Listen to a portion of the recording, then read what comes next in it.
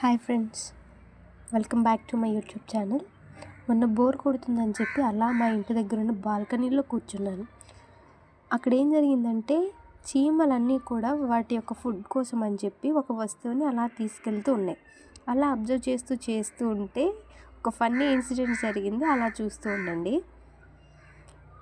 ఈ చీమల వల్ల మనం చాలా విషయాలు నేర్చుకోవచ్చండి.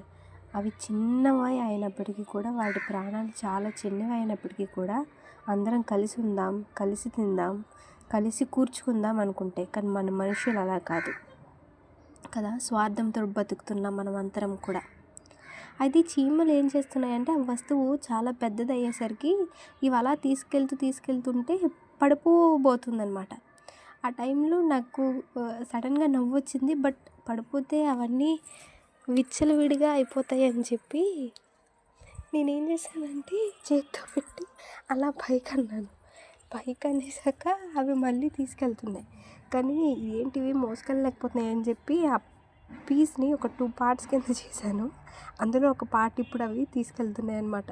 అయినా సరే సెకండ్ టైం కూడా పడిపోవడానికి ట్రై